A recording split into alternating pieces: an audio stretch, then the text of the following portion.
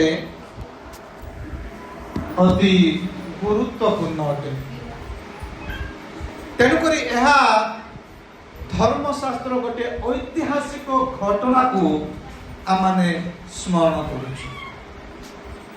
आज वाक्य टिके लंबा हे पारे, तेणुक आग कही दउछि मते गाड़ी करबे निज द्वारा आगे आसले एटी 1.5 घंटा छेची देले तापर गले बोले कि कहबे नै। तेणुक टिके लंबा हे पारे। जदि माँ माने पिला धरछन्ती कष्ट होछि आपण माने से बेंच रे बसंतु न आपण मानकर जदि बथा बथा होछि केते लोक बेंच रे बसी पारिबे। जेतु आज गोटे विशेष दिन को आमाने स्मरण करूछु, आमाने वाक्य भरपूर भाव सुनिबा बुझिबा तापर आमाने जीवा। Hallelujah hallelujah. चेष्टा करबी बेसी समय न कहबा पय, तथापि आपण माने व्यस्त होबार किछ आवश्यक नै। आज आमाने जते बेले आमे पदयात्रा करिकी गीत गाई गाई खजुरी बाहुंगा हाथ रे घेनी आमे जो आसुथिलु, आमे गोटी विषय को स्मरण करथिलु। कोन सेटा? Praise the Lord hallelujah. भाई कहले जिसुंकर विजय यात्रा। जदि मार्क लिखित सुसमाचार देखिबे, मार्क लिखित सुसमाचार देखिबे, आजिर लुक लिखित सुसमाचार जदि देखिबे, सेतर सारांश कोन लेखा हैछि? जिसुंकर विजय यात्रा। Hallelujah hallelujah hallelujah. हेले एहा एक विजय यात्रा अटे। जीशु ख्रीष्टंकर विजय यात्रा जहा आज माने स्मरण करूछु, एक ऐतिहासिक घटना जहा जीशु ख्रीष्ट जीवित थिबा समय रे एई घटना घटिथिला, ताहाको आज माने स्मरण करूछु। हेले एहा की प्रकार विजय यात्रा? कहार विजय यात्रा है? आ ए विजय यात्रा कोठार आसुछि? को उपरे विजय है? कहा उपरे विजय होइछि जे आज माने विजय यात्रा पालन करूछु? जदि आमे सुसमाचार को देखिबा, माथ्यू मार्क लुक जोहन को जदि आमे देखिबा, कोठारे मते लेखा है नाही जे जीशु ख्रीष्ट युद्ध करिथिले बोली लेखा है कि? Hallelujah hallelujah. जीशु ख्रीष्ट कौनसी युद्ध करि नाहंती, तेबे एहा की प्रकार विजय यात्रा अटे? जदि युद्ध नाही तापरे ताहेले विजय केमिति? युद्ध हेले है विजय आसीथाय कि पराजय आसीथाय? जदि आज माने विजय यात्रा पालन करूछु ताहले युद्ध काई? से युद्ध कौनसी धर्मशास्त्र लेखा है, कौनसी सुसमाचार रे लेखा है। इतिहास को है जे पुरातन काल रे राजा माने जेते बेले अन्य राज्य सहित से माने युद्ध करुथिले, युद्धरु जय करिकी आसिला पोरे से मान को पदयात्रा करी नाची नाची खजुरी बाहुंगा घेनिकी से मान को कौन करा होतिला ना राजा को पुनी सैन्य मान को समस्त को राज प्रसाद मध्य से मान को स्वागत करा जाउथिला। Hallelujah hallelujah hallelujah.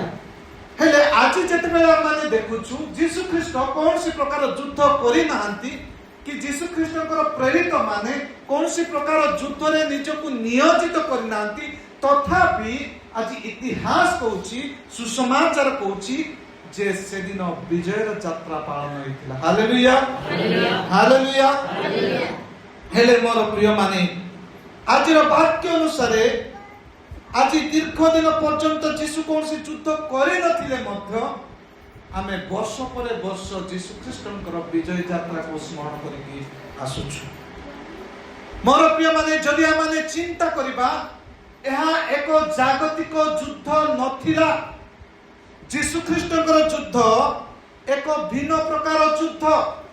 जीशु ख्रीष्टंकर विजय एक भिन्न प्रकार विजय। एही विजयर यात्रा एही युद्ध केबे आगरु केही करि नथले। एही प्रकार गोटे स्वतंत्र प्रकार ଯୁଦ୍ଧ ଆଉ ସ୍ୱତନ୍ତ୍ର ପ୍ରକାର ବିଜୟ ଅଟେ। Hallelujah hallelujah. ଏହା ବିଜୟ ହେବା ପୂର୍ବରୁ ଯୁଦ୍ଧ ଅଟେ ବା ବିଜୟ ଅଟେ। ହାଲେଲୁୟା। ବା ଯୁଦ୍ଧ କରିବା ପୂର୍ବରୁ ବିଜୟ ଅଟେ। ଆଜ୍ଞା ଆପଣ ମାନେ କହିବେ ଆଜ୍ଞା ଯୁଦ୍ଧ ପୂର୍ବରୁ କେମିତି ଜଣେ ବିଜୟ ହେଇପାରିବ? ହଁ କି ନାହିଁ? ଯୁଦ୍ଧ କଲା ପରେ ଆଜ୍ଞା ଜଣେ ବିଜୟ କି ପରାଜୟ ଲାଭ କରିପାରିବ। କିନ୍ତୁ ବିଜୟ ପୂର୍ବରୁ କେମିତି ଯୁଦ୍ଧ ପୂର୍ବରୁ କେମିତି ବିଜୟ ବୋଲି ଆପଣ ମାନେ କହିବେ? ଯୀଶୁଖ୍ରୀଷ୍ଟଙ୍କ କଥା ଚିନ୍ତା କରନ୍ତୁ। ଯୀଶୁଖ୍ରୀଷ୍ଟ ଯୁଦ୍ଧ କରିବା ପୂର୍ବରୁ ସେ ତାଙ୍କର ବିଜୟର ଯାତ୍ରା କରୁଛନ୍ତି। Hallelujah hallelujah. ସେ ଆହୁରି ଯୁଦ୍ଧ କରିନାହାନ୍ତି, ଯୁଦ୍ଧ କରିବାକୁ ଯାଉଅଛନ୍ତି, ତା ପୂର୍ବରୁ ସେ ବିଜୟର ଯାତ୍ରା ପାଳନ କରୁଅଛନ୍ତି। ଭିନ୍ନ ନୁହେଁ କି? ସମ୍ପୂର୍ଣ୍ଣ ଭିନ୍ନ, ଯୋଉଟା କି କୌଣସି ରାଜା କେବେ ସେ ପ୍ରକାର ପାଳନ କରିନାହାନ୍ତି। ଯଦି ଆମେ ବାଇବେଲକୁ ଉଠେଇବା, ବାଇବେଲର ଆଦି ପୁସ୍ତକ ଠାରୁ ପ୍ରକାଶିତ ବାକ୍ୟ ପର୍ଯ୍ୟନ୍ତ ଯଦି ଦେଖିବା, କୌଣସି ରାଜା ସେ ଯୁଦ୍ଧକୁ ଯିବା ପୂର୍ବରୁ ସେ ଜୟ ଲାଭ କରିଛି ବୋଲିକି ସିଏ କେବେ ସେଲିବ୍ରେଟ କରିନି, ପାଳନ କରିନାହିଁ। କିନ୍ତୁ ଗୋଟିଏ ରାଜା ବାଇବେଲର ଇତିହାସରେ ଯୁଦ୍ଧ କରିବା ପୂର୍ବରୁ ସେ ତାର ବିଜୟ ଯାତ୍ରା ପାଳନ କରିଛନ୍ତି, ଆଉ ସେ ହେଉଛନ୍ତି ଯୀଶୁଖ୍ରୀଷ୍ଟ। Hallelujah hallelujah. ମୋର ପ୍ରିୟମାନେ, ହେଲେ ଏହା କେଉଁ ପ୍ରକାର ଯୁଦ୍ଧ? କାହା ବିପକ୍ଷରେ ଯୁଦ୍ଧ? କି ପ୍ରକାର ବିଜୟ ଅଟେ? କେମିତିକା ଯୁଦ୍ଧ? ଯଦି ଯୁଦ୍ଧ ତାହେଲେ କେମିତିକା ଯୁଦ୍ଧ? କାହା ପକ୍ଷରେ ଯୀଶୁଖ୍ରୀଷ୍ଟଙ୍କର ଯୁଦ୍ଧ ଥିଲା? କାହା ବିପକ୍ଷରେ ଯୀଶୁଖ୍ରୀଷ୍ଟଙ୍କର ବିଜୟ ଥିଲା? ମୋର ପ୍ରିୟମାନେ, ଏହା ଏକ ଭିନ୍ନ ପ୍ରକାର ଯୁଦ୍ଧ ଅଟେ। ଏହା ଏକ ପ୍ରକାର ଯୁଦ୍ଧ ଯାହା କେହି କେବେ କୌଣସି ଲୋକ ଏ ଜଗତରେ କରିନାହାନ୍ତି। ଏହି ପ୍ରକାର ଗୋଟିଏ ଭିନ୍ନ ସ୍ୱତନ୍ତ୍ର ପ୍ରକାର ଯୁଦ୍ଧ ଯାହା ଯୀଶୁଖ୍ରୀଷ୍ଟ ସେ କରିବାକୁ ଚାହୁଁଥିଲେ। ଆପଣମାନେ ଯଦି ପଢ଼ିଛନ୍ତି ଇତିହାସ, ଆପଣମାନେ କାହାଣୀରେ ମଧ୍ୟ ଶୁଣିଥିବେ, ଯୁଦ୍ଧ କରିବା ପାଇଁ ଗୋଟେ ପ୍ରସ୍ତୁତିର ଆବଶ୍ୟକ। ବିନା ପ୍ରସ୍ତୁତିରେ କେହି ଯୁଦ୍ଧ କରିପାରିବେ ନାହିଁ। ଆଉ ଯୁଦ୍ଧ କରିବାକୁ ହେଲେ ଆମମାନଙ୍କୁ କ'ଣ କରିବାର ଅଛି? ଅସ୍ତ୍ରଶସ୍ତ୍ର ପରିଧାନ କରିବାର ଅଛି। ବିନା ଅସ୍ତ୍ରଶସ୍ତ୍ରରେ ଗଲେ ଆମକୁ ମୁଡ଼ିକି ଫିଙ୍ଗି ଦେବେ ସେମାନେ, ନାଇଁ କି? ପୁରାତନ କାଳର କଥା ଯଦି ଆମେ ଚିନ୍ତା କରିବା, ସେମାନଙ୍କର ପୋଷାକ ଥିଲା। ସେମାନଙ୍କର ଛାତିରେ ପିନ୍ଧୁଥିଲେ, ସେମାନଙ୍କର ହାତରେ ପିନ୍ଧୁଥିଲେ, ବାହୁରେ ପିନ୍ଧୁଥିଲେ, ଗୋଡ଼ରେ ପିନ୍ଧୁଥିଲେ, ବେକରେ ପିନ୍ଧୁଥିଲେ, ମୁଣ୍ଡରେ ସେମାନେ ତାଙ୍କର ମୁକୁଟ ପିନ୍ଧୁଥିଲେ, ହାତରେ ଖଣ୍ଡା, ଆଉ ଗୋଟେ ହାତରେ କ'ଣ ଢାଲ, ସେଇଟା ନେଇକି ସେମାନେ ଯୁଦ୍ଧ କରୁଥିଲେ। ଯୁଦ୍ଧ କରିବାକୁ ହେଲେ କ'ଣ ଦରକାର? ଅସ୍ତ୍ରଶସ୍ତ୍ର ଦରକାର। କିନ୍ତୁ ଯୀଶୁଖ୍ରୀଷ୍ଟ କେବେ କୌଣସି ଅସ୍ତ୍ରଶସ୍ତ୍ର ପରିଧାନ କରିବା ଆମେ ଦେଖିବାକୁ ପାଉନୁ। ହେଲେ ଏଇ ଯୋଉ ଯୁଦ୍ଧ ଯୀଶୁଖ୍ରୀଷ୍ଟ କରିବାକୁ ଯାଉଛନ୍ତି, ଯୀଶୁଖ୍ରୀଷ୍ଟଙ୍କୁ କୌଣସି ପୋଷାକର ଆବଶ୍ୟକ ନାହିଁ, କାରଣ ସେ କୌଣସି ରାଜ୍ୟ ବିରୁଦ୍ଧରେ ଯୁଦ୍ଧ କରିବାକୁ ଯାଉନାହାନ୍ତି। ଯୀଶୁଖ୍ରୀଷ୍ଟଙ୍କର ଯୁଦ୍ଧ ଥିଲା ପାପ ବିରୁଦ୍ଧରେ ଯୁଦ୍ଧ। ଯୀଶୁଖ୍ରୀଷ୍ଟଙ୍କର ଯୁଦ୍ଧ ଥିଲା ଜଗତପତି ଶୈତାନ ବିରୁଦ୍ଧରେ ଯୁଦ୍ଧ। ଯୀଶୁଖ୍ରୀଷ୍ଟଙ୍କର ଯୁଦ୍ଧ ଥିଲା এই জগତର ସ୍ୱଭାବ ବିରୁଦ୍ଧରେ ଯୁଦ୍ଧ, ଯାହାକୁ ଆମେ କହୁଛୁ ଗୋଟେ ଆତ୍ମିକ ଯୁଦ୍ଧ ବୋଲି। Hallelujah hallelujah. ଯୀଶୁଖ୍ରୀଷ୍ଟଙ୍କର ଯୁଦ୍ଧ ସଂସାର ବିରୁଦ୍ଧରେ ଥିଲା, ଆଉ ସଂସାରର ଅଧିପତି ଶୈତାନ ବିରୁଦ୍ଧରେ ତାଙ୍କର ଯୁଦ୍ଧ ଥିଲା। ଆଉ এই ଯୁଦ୍ଧ କରିବାକୁ ହେଲେ ଆପଣମାନଙ୍କୁ କୌଣସି ବର୍ଚ୍ଛା, କୌଣସି ଢାଲ, କୌଣସି ପୋଷାକ ପିନ୍ଧିବାର ଆବଶ୍ୟକ ନାହିଁ। ସେଇ ଯୁଦ୍ଧ ପାଇଁ ସ୍ୱତନ୍ତ୍ର ଅସ୍ତ୍ରଶସ୍ତ୍ର ଆବଶ୍ୟକ। ଆଉ ତାହା ହେଉଛି ମୋର ପ୍ରିୟମାନେ ଯୀଶୁଖ୍ରୀଷ୍ଟଙ୍କର ଦୟା, ଯୀଶୁଖ୍ରୀଷ୍ଟଙ୍କର କ୍ଷମା, ଯୀଶୁଖ୍ରୀଷ୍ଟଙ୍କର ପ୍ରେମ, ଯୀଶୁଖ୍ରୀଷ୍ଟଙ୍କର নম্রতা, এই সমস্ত ଥିଲା ଯୀଶୁଖ୍ରୀଷ୍ଟଙ୍କର ଅସ୍ତ୍ରଶସ୍ତ୍ର ସେ ଜଗତପତି ଶୈତାନ ବିରୁଦ୍ଧରେ ଯୁଦ୍ଧ କରିବା। Hallelujah hallelujah. କିନ୍ତୁ ମୋର ପ୍ରିୟମାନେ, ଆମେ ଶିଷ୍ୟମାନଙ୍କୁ କିମ୍ବା ଅନ୍ୟ ଜିହୁଦୀମାନଙ୍କୁ ଯଦି ଦେଖିବା, এই ଆତ୍ମିକ ଯୁଦ୍ଧ ବିଷୟରେ ସେମାନେ ବୁଝିପାରିଲେ ନାହିଁ। ଯୀଶୁ ଯୋଉ ଯୁଦ୍ଧ କରିବାକୁ ଯାଉଅଛନ୍ତି, शिष्य माने 3 वर्ष तांकर संगरे थिबा परे मध्य से माने ए युद्ध विषय से माने बुझी पारि ना। शिष्य मानकर आशा थिला दिने यीशु ख्रीष्ट से युद्ध करिवे आ इस्राएल लोक मानकु जिहुदी लोक मानकु रोमियो सम्राट कबलरू उद्धार करिवे एहा थिला से मानकर आशा। आ से मानकर आशा कोन थिला हम यीशु ख्रीष्टकर चारि पाखरे मंत्री पद पाइबु बसिबु बोली से मानकर आशा। जिहुदी लोक माने जो मान विषय भाववादी माने अनेक वर्ष कही तुम गोटे राज जन्म ग्रहण करेंगे से माने मध्य बुझी ना से आशा जे जड़े राजा आसवे आसे रोमियो शासन उद्धार करेंगे। दीर्घ 400 वर्ष यीशु ख्रीष्ट जन्म पूर्व कौन सी भाववादी जन्म ही ना वाक्यर मरुड़ी थिला सेमानकु ईश्वरंकर संदेश देवाई कहीं नथिले। दीर्घ 400 वर्ष धरी से अपेक्षा करुले यीशु ख्रीष्टर जन्म होनी यीशु ख्रीष्ट से माने जो प्रकार भाभी से प्रकार राजा भाव से जन्म ग्रहण करना कि यीशु ख्रीष्ट जो प्रकार भाभी से प्रकार से युद्ध करना। तेणुक यीशु ख्रीष्टर युद्ध एक स्वतंत्र युद्ध जहाँ संसार विरुद्ध युद्ध जहाँ पाप विरुद्ध युद्ध जहाँ अधार्मिकता विरोध युद्ध जहाँ जगतपति शैतान विरुद्ध युद्ध थिला। तेणुक यीशु ख्रीष्टर विजय अति स्वतंत्र अटे। यीशु ख्रीष्ट जो विजय यात्रा पालन कले एक स्वतंत्र विजय यात्रा अटे। Hallelujah hallelujah. आज वाक्यर प्रथम द्वितीय पदरे जदि आम देखा सेठारे यीशु ख्रीष्ट कौन कहते कौन लिखाई ये समस्त कथा कही से अग्रसर हो जेरूशलेम आड़े यात्रा करने को लगिले। जेतेबेले से जीत पर्वत पार्श्वस्थ बेतफागी और बेथाने निकट में उपस्थित हेले सेतेबेले से अपना शिष्य मान मध्य 2 जन को यही कथा कही पठाइले। मोर प्रिय माने यीशु ख्रीष्ट आज तांको जीवनर पार्थव जीवनर शेष यात्रा जेरूशलेम आड़क करुछंती। या पूर्वरु यीशु ख्रीष्ट जीत पर्वतर आर पार रे रही से सुसमाचार प्रचार कले रोगी मानकु सुस्थता देले भूत छड़ेले अनेकंकु अनेक प्रकार आशीर्वाद कले। पुणी आज से जीत पर्वत निकट में आसुछंती से पाखरे जो 2टा गाँ बेतफागी और बेथानिया सेठारे आसी से उपस्थित होइछंती। आउ सेठारु जेरूशलेम को केवल 1 कोश जहार अर्थ है 3 किलोमीटर पाखापाखि। आउ 3 किलोमीटर से जीवा पाई से किसी स्वतंत्र भाव में जीवा पाई इच्छा करुछंती। आउ एटा तांको पार्थव जीवनर शेष यात्रा को दिकट को जेरूशलेम निकट से जेरूशलेम को शेष थर पर यात्रा करुछंती। एहा परे से आउ यात्रा करिवे नाही। एहा परे से आउ यात्रा करिवे नाही। एहा यीशु ख्रीष्टंकर जेरूशलेम आड़को तांकर शेष यात्रा अटे। एहा पूर्वरु से सुसमाचार प्रचार कले गालिली अंचल रे थिले सेठारु से आसी वर्तमान कोन करछना जीत पर्वतर पार्श्व रे बेतफागी और बेथानिया निकट रे से उपस्थित अछंती। मोर प्रिय माने तांको जीवन काल रे से अनेक थर जेरूशलेम को जाई अछंती। जदि माने देखिबा माता मरियम को ठारो आरंभ करी से जाइछंती अनेक थर से आ जते बेले ना सेठारे पर्व होतिला जेरूशलेम रे की पर्व निस्तार पर्वर पालन निमंते प्रत्येक वर्ष यीशु ख्रीष्ट जाउथिले जेरूशलेम। आउ जेतु जिहुदी लोक मान को निमंते निस्तार पर्व अति स्वतंत्र पर्व थिला अति गुरुत्वपूर्ण पर्व थिला जोठारे सेमान जाय कि बलि उत्सर्ग करुथिले।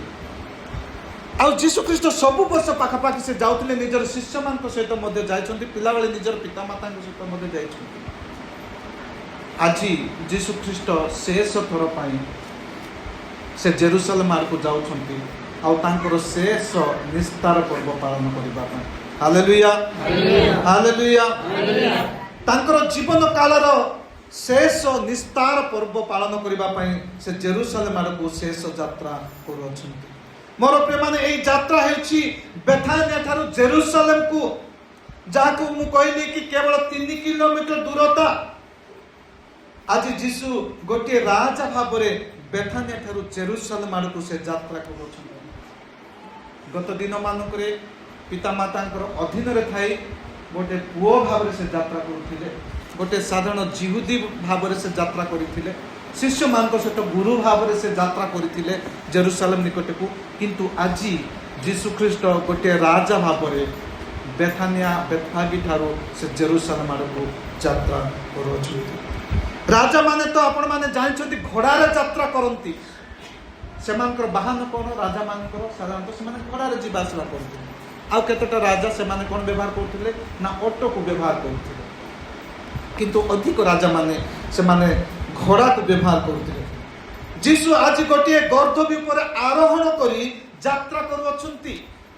ସେ ଗୋଟେ ଗଧ ଉପରେ ବସିକି ଯାତ୍ରା କରୁଛନ୍ତି।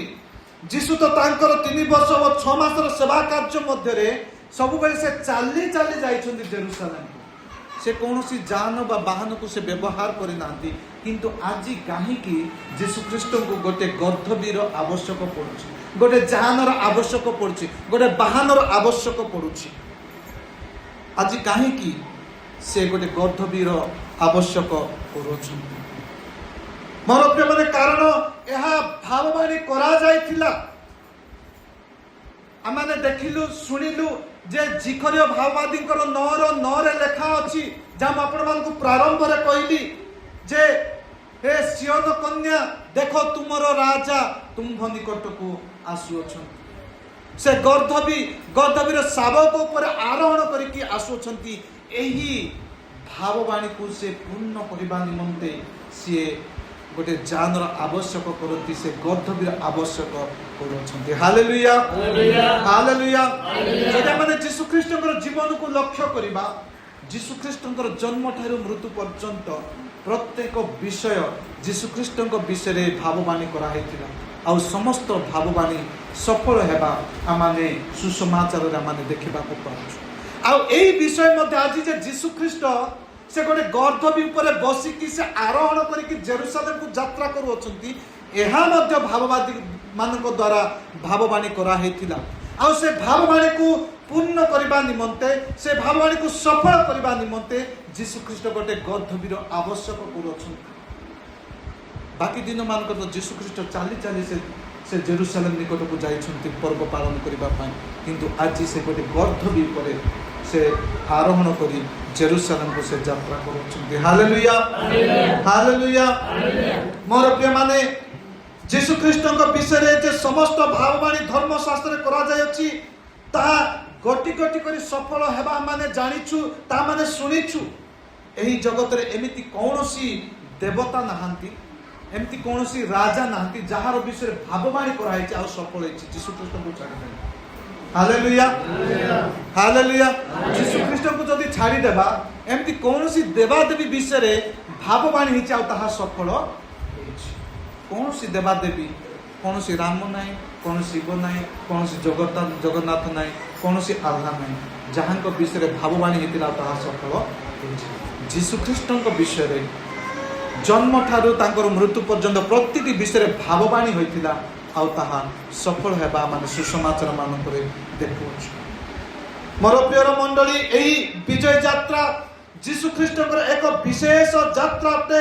କାରଣ ସେ ପିତାଙ୍କର ସମସ୍ତ ଯୋଜନାକୁ, ସମସ୍ତ ସଂକଳ୍ପକୁ ପୂର୍ଣ୍ଣ କରିବାକୁ ଯାଉଅଛନ୍ତି। Hallelujah, hallelujah.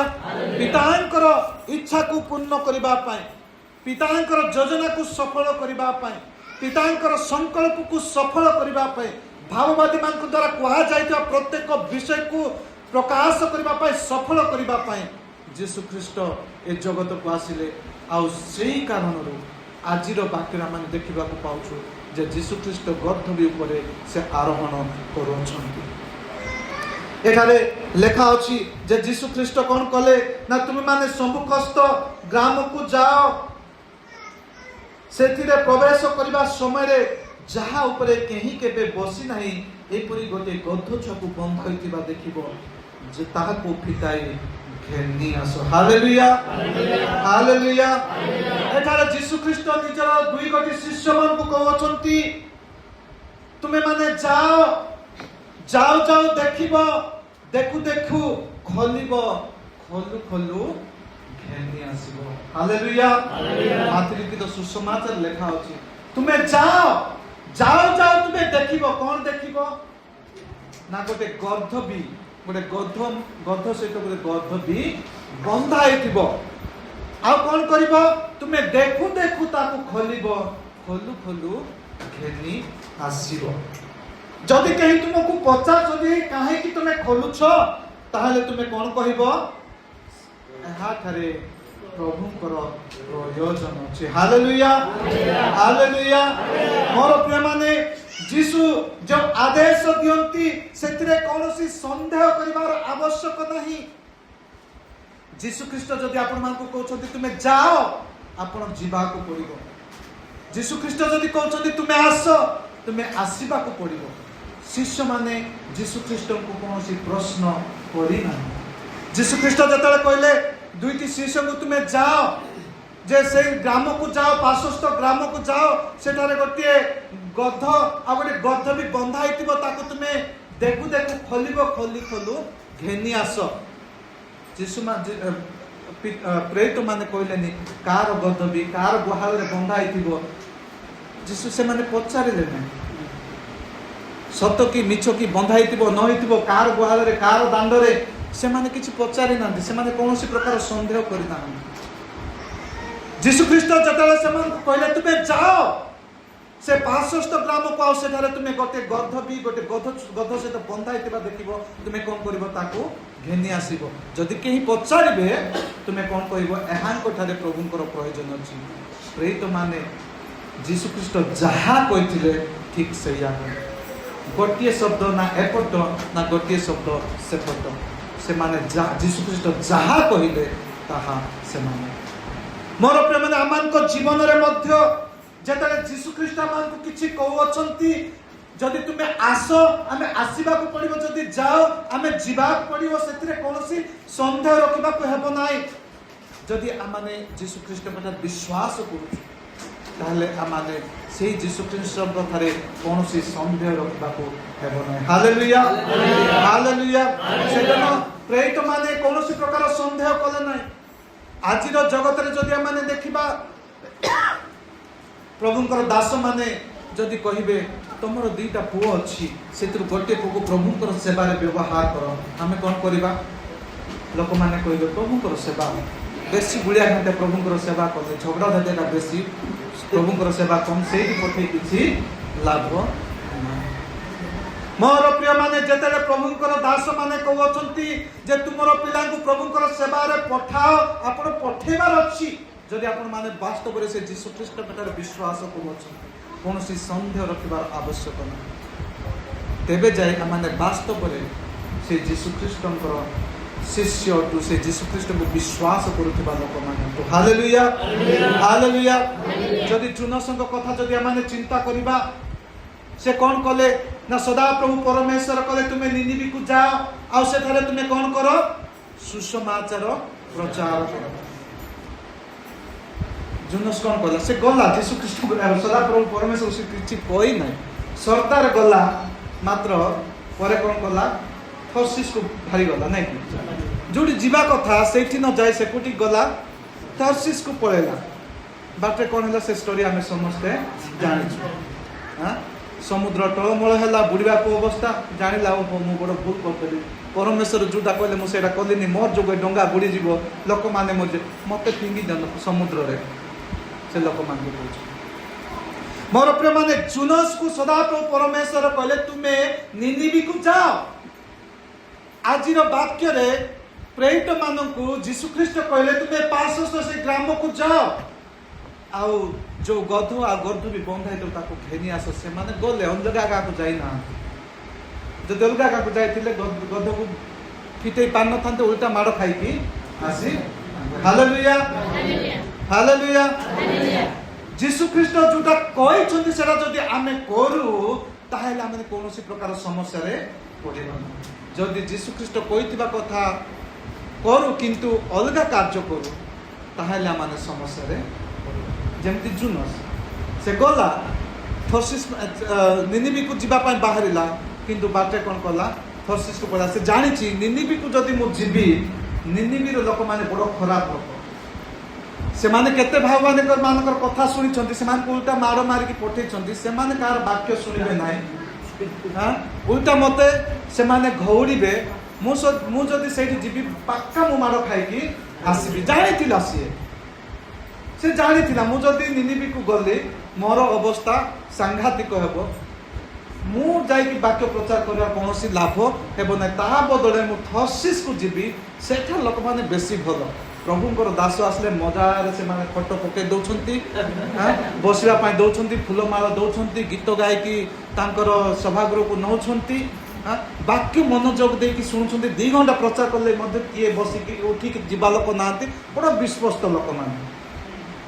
ବିଶ୍ୱସ୍ତ ଲୋକମାନେ ଯେତେ ଘଣ୍ଟା ବାକ୍ୟ କହିଲେ ବି ସେମାନେ ଶୁଣିବା ପାଇଁ ପ୍ରସ୍ତୁତ ସେମାନଙ୍କ ପାଖକୁ ଗଲେ ଭଲ ଏ ନିନିବି ଲୋକମାନଙ୍କ ପାଖକୁ ଗଲେ ଓଲଟା ମାଡ଼ ଖାଇବା ଛଡ଼ା କିଛି ବାଟ ନାହିଁ ସେ ସେଇଟା ଭାବିକି ଗଲା କିନ୍ତୁ ତାର ପରିସ୍ଥିତି କ'ଣ ହେଲା ମାନେ ସମସ୍ତେ ଜାଣୁଛୁ ହାଲେଲୁୟା ହାଲେଲୁୟା ମୋର ପ୍ରିୟମାନେ ଆମମାନଙ୍କ ଜୀବନରେ ମଧ୍ୟ ଏଇ ପ୍ରକାର କରିବାର ଅଛି ଯଦି ଆମମାନେ ପରମେଶ୍ୱରଙ୍କର ଆହ୍ୱାନ ପାଉଛୁ ଯୀଶୁଖ୍ରୀଷ୍ଟଙ୍କର ଆହ୍ୱାନ ପାଉଛୁ ଯଦି ଆମମାନେ ଯୀଶୁଖ୍ରୀଷ୍ଟ କିଛି କହିବା ଅନୁଭବ କରୁଛୁ ତାହେଲେ ଆମେ ତାହା ପାଳନ କରିବାକୁ ପଡ଼ିବ ସେ ଯେଉଁ ପ୍ରକାର କହୁଛନ୍ତି ଆମେ ସେଇ ପ୍ରକାର କରିବା ପ୍ରଭୁଙ୍କର ଦାସମାନେ ଯଦି କିଛି କହୁଛନ୍ତି ତାହା ହେଉଛି ଈଶ୍ୱରଙ୍କର ଆଡ଼ୁ କହୁଛନ୍ତି ଯୀଶୁଖ୍ରୀଷ୍ଟଙ୍କର ପକ୍ଷରେ ରହି ସେମାନେ କହୁଛନ୍ତି ଆମେ ସେମାନଙ୍କର କହିବା ଅନୁସାରେ ଆମମାନେ ପାଳନ କରିବା ତେବେ ଯାଇ ଆମମାନେ ଆମର ଲକ୍ଷ୍ୟ ସ୍ଥାନରେ ପହଞ୍ଚି ପାରିବା ହାଲେଲୁୟା ହାଲେଲୁୟା ଯଦି ଆମମାନେ କୋଉଠି ସୁସମାଚାରକୁ ଦେଖିବା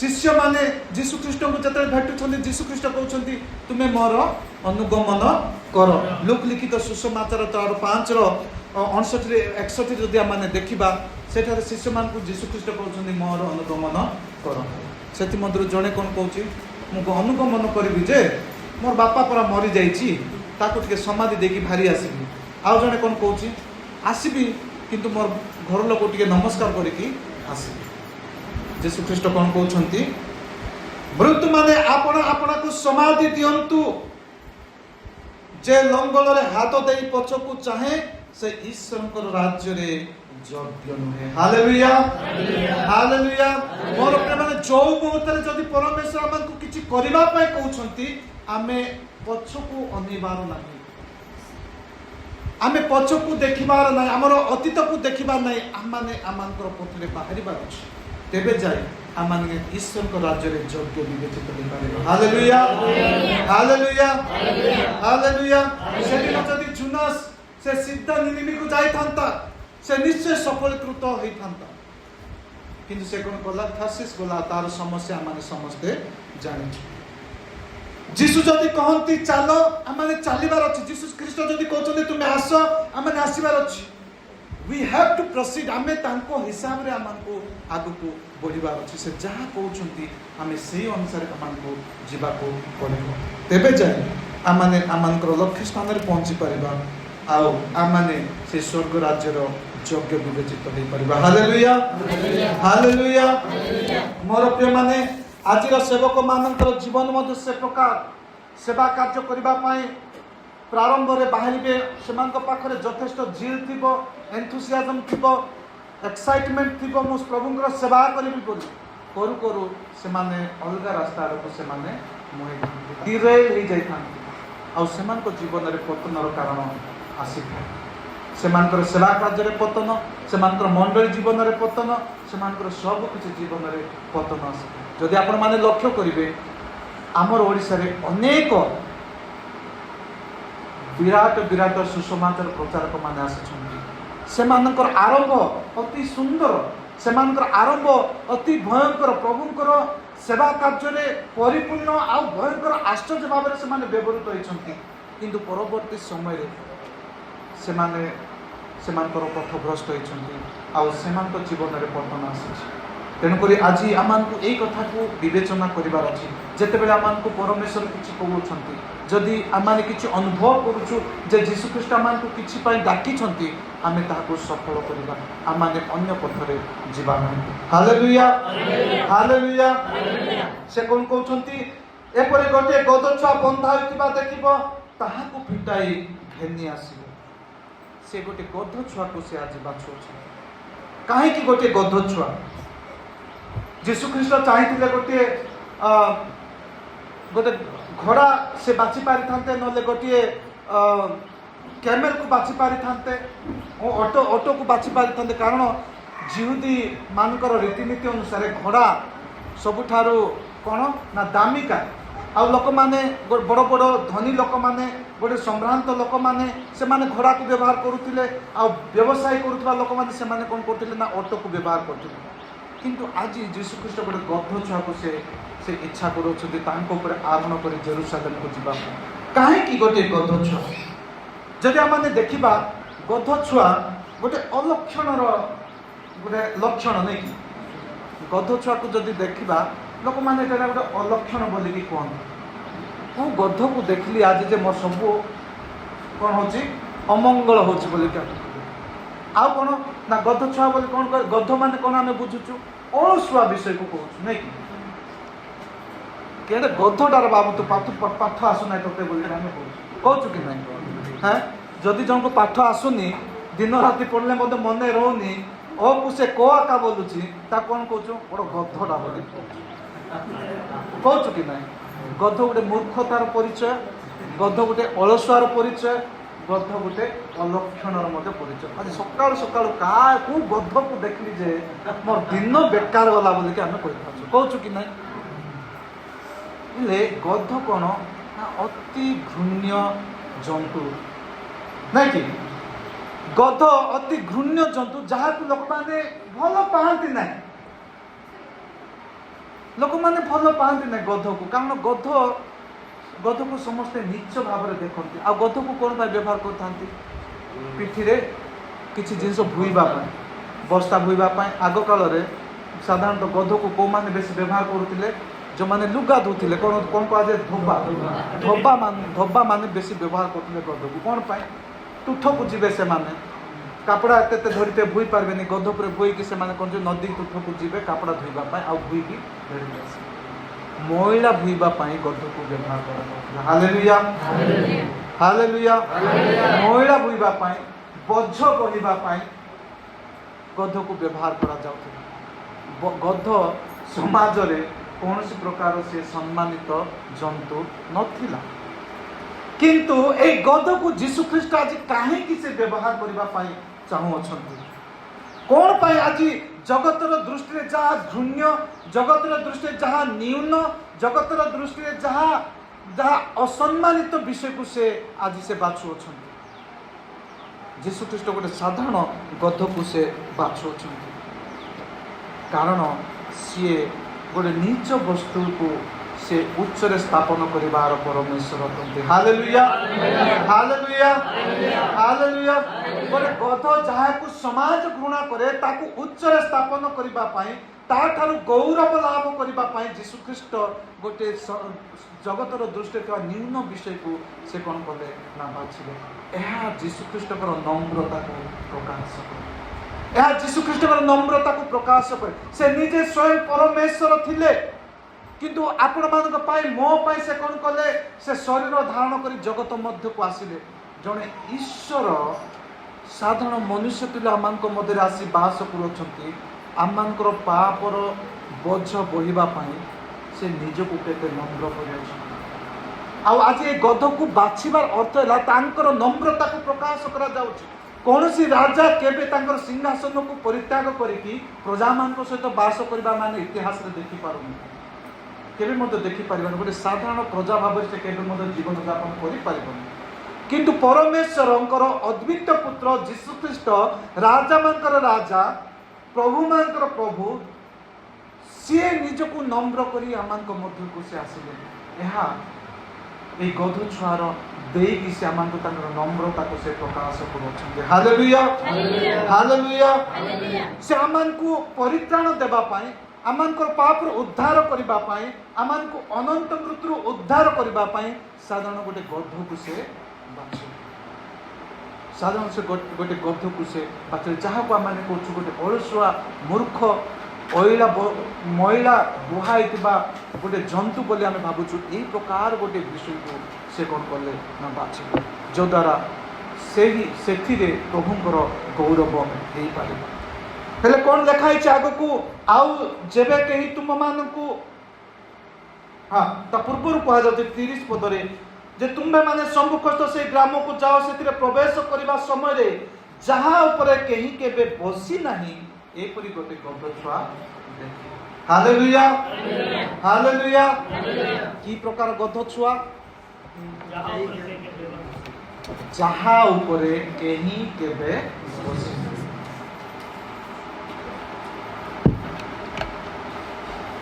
जीशु ख्रीष्ट एपरी गोटे गध छुआ को बाछुछंती जो गध छुआ उपरे कहीं केबे बसी नहीं कौन सी प्रकार बोझ लदा जाए नहीं कौन सी प्रकार मैला बुहा जाए नहीं एपरी गोटे गध छुआ को से कौन करुछंती ना बाछुछंती जहाँ को कहीं केबे व्यवहार करी नहीं जहाँ को ऊपर केबे कौन सी बोझ लदा जाए नहीं एपरी गोटिए गध छुआ को से बाछुछंती जहाँ को हम माने कहूँ ना कंप्लीट फ्रेश जिनस को नहीं कि गोटे फ्रेश वस्तु को गोटे फ्रेश जंतु को से बाछुं जहाँ को कहीं के व्यवहार करना यही प्रकार गोटे विशुद्ध गोटे शुद्ध पवित्र ये प्रकार गोटे जंतु को से बाछुं गोटे निष्कलंक जंतु को से बाछुं पशु को से बाछुं मोर प्रिय माने यार अर्थ है ना कहा उपरे जो गध उपरे कहीं केबे बसी ना ताकू कहीं व्यवहार करते यही प्रकार गोटे गध को तुम घेनी आस कहबार अर्थ है सदा प्रभु जीशु ख्रीष्ट कौन चाहती ना सती कन्या मान को चाहती से पवित्र कन्या को चाहती से पवित्र लोक मान को चाहती जहाँ कौन सी पाप नहीं जहाँ कौन सी लेस नहीं जहाँ कौन सी कलंक नहीं यही परी लोक मान को से चाहती हालेलुया हालेलुया हालेलुया मोर प्रिय माने जहाँ पाखरे कौन सी प्रकार पाप नहीं अधर्म नहीं यही प्रकार लोक मान को परमेश्वर चाहती तांको ऊपर बसिबा पाए तांको ऊपर आरोहण करिबा पाए तांको जीवन रे आसीबा तेणुक जीशु ख्रीष्ट आम कौन कहूँ ना सदा प्रभु परमेश्वर पवित्र परमेश्वर से धर्ममय परमेश्वर अटंती से पवित्रता मध्य बास करने परमेश्वर अटंती एतु एपरी कौन केबे क्या व्यवहार न कर विषय को से बाची था पवित्र विषय को से बाची था सदा प्रभु परमेश्वर चाहती आम मैंने सती कन्या तुल्य हेउ से सती कन्या मान को चाहती वाक्य लेखा अच्छी से कौन से मंडली कौन कहती मंडली को से सती कन्या तुल्य चाहती से कही ना महिला मान को सती महिला मान को चाहती बोली वाक्य कहते कि कौटी सती महिला मान को मुझे चाहे बोलिक लिखाई कि सती कन्या कन्यार अर्थ कौन कन्यार अर्थ है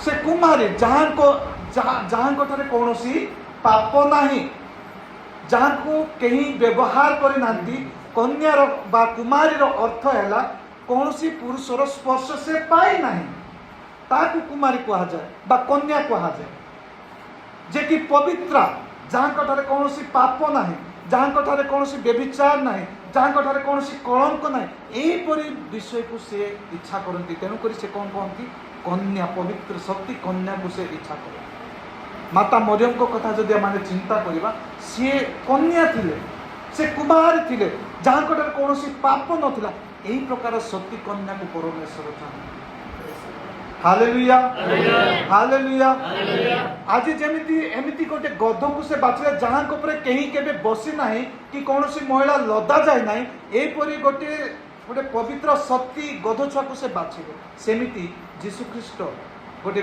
मंडली भाव आम को से कौन चाहती ना आम सती कन्या तुल्य तांको दृष्टि देखा जाए आम जीवन में कौन सी कलंक न था कौन सी पाप न था कौन सी अपवित्र विषय आम लदा जाए न था ए प्रकार पवित्र विषय को से अपेक्षा करुच्छन आम चिंता करार अच्छी जब आम जीवन में कौ प्रकार आम समीक्षा करार अच्छे जे मोर जीवन मोर आत्मिक जीवन सती कन्या तुल्य कि मोर जीवन में पाप अच्छी कि व्यभिचार अच्छी कि मंदता अच्छी कि ଅଧାର୍ମିକତା ଅଛି କି, କଳଙ୍କିତ ବିଷୟ ଅଛି କି, ଆମମାନେ ସମୀକ୍ଷା କରିବାକୁ ପଡ଼ିବ।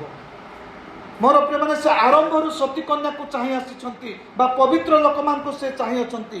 ଯେମିତି ମୁଁ ଆପଣମାନଙ୍କୁ କହିଲି, ସେ ଯେତେବେଳେ ସଦାପ୍ରଭୁ ପରମେଶ୍ୱର ଯୀଶୁଖ୍ରୀଷ୍ଟଙ୍କ ଜଗତ ମଧ୍ୟକୁ ଆଣିବାକୁ ଇଚ୍ଛା କଲେ, ସେ ମରିୟମକୁ ସେ ବାଛିଲେ। କାରଣ ମରିୟମ ସେ ଜଣେ କନ୍ୟା ଥିଲେ, ସେ କୁମାରୀ ଥିଲେ, ସେ କୌଣସି ମହିଳାକୁ ବାଛିଲେ ନାହିଁ। ମହିଳାର ଅର୍ଥ ହେଲା ସେ ଅଲରେଡି ସେ ପୁରୁଷର ସ୍ପର୍ଶ ପାଇଛି। ତେଣୁକରି ମହିଳା ବୋଲି କହିନାହାନ୍ତି, ଏଠାରେ କ'ଣ କହିଛନ୍ତି? ସତୀ କନ୍ୟା ବୋଲି କହିଛନ୍ତି। Hallelujah, hallelujah. ଯୋସେଫଙ୍କ ସହ ମରିୟମଙ୍କର କୌଣସି ନିର୍ବନ୍ଧ ହୋଇଥିଲା, କିନ୍ତୁ ତାଙ୍କର କୌଣସି ସମ୍ପର୍କ ନଥିଲା, ଶାରୀରିକ ସମ୍ପର୍କ ନଥିଲା। ତା ପୂର୍ବରୁ ସେ କ'ଣ କଲେ ନା ମରିୟମକୁ ସେ ବାଛିଲେ ଆଉ ଯୀଶୁଖ୍ରୀଷ୍ଟଙ୍କ ଜଗତ ମଧ୍ୟକୁ ଆଣିଲେ। ମୋର ପ୍ରିୟମାନେ, ପ୍ରଭୁ କନ୍ୟାମାନଙ୍କୁ ଚାହାନ୍ତି, କାରଣ ତାହାଙ୍କଠାରେ ପାପ ନଥାଏ। ପ୍ରଭୁ ପବିତ୍ର ଅଟନ୍ତି, ସେ ପବିତ୍ରତା ମଧ୍ୟରେ ବାସ କରିବା ପରମେଶ୍ୱର ଅଟନ୍ତି। ଏହେତୁ ସେ କ'ଣ କରନ୍ତି ନା ସତୀ କନ୍ୟାମାନଙ୍କୁ ଚାହାନ୍ତି। ଧର୍ମଶାସ୍ତ୍ରରେ ପ୍ରଭୁ ମଣ୍ଡଳୀକୁ କନ୍ୟା ବୋଲି କହନ୍ତି। କାହିଁକି ମଣ୍ଡଳୀକୁ ସେ କନ୍ୟା ବୋଲି କହନ୍ତି? ମୁଁ ଆପଣମାନଙ୍କୁ, ସେମାନେ ହେଉଛନ୍ତି ଭର୍ଜିନ୍। କୁମାରୀମାନେ ହେଉଛନ୍ତି ଭର୍ଜିନ୍, ଯେଉଁମାନଙ୍କ ଠାରେ ପୁରୁଷର ସ୍ପର୍ଶ ନଥାଏ, ସେମାନଙ୍କଠାରେ ପାପ ନଥାଏ, ବ୍ୟଭିଚାର ନଥାଏ। ଏହି ପ୍ରକାର କନ୍ୟାମାନଙ୍କୁ ପରମେଶ୍ୱର ଚାହାନ୍ତି। ତେବେ ଯାଇ ପରମେଶ୍ୱର ଆମଙ୍କ ଜୀବନରେ ବାସ କରିବେ।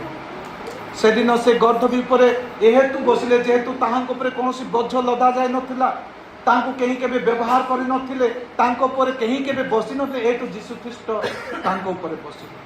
ଯଦି ଆମଙ୍କ ଜୀବନରେ, ଆମଙ୍କ ଆତ୍ମିକ ଜୀବନରେ ଅଲରେଡି ପାପ ଅଛି, କେହି କେବେ ଆମକୁ ବ୍ୟବହାର କରିଛନ୍ତି, ଆମେ ଅପବିତ୍ର କରିଛୁ, ଅଧର୍ମରେ ପକାଇଛୁ, କେବେ ମଧ୍ୟ ଯୀଶୁଖ୍ରୀଷ୍ଟ ଆମଙ୍କ ଜୀବନରେ ବାସ କରିପାରିବେ ନାହିଁ।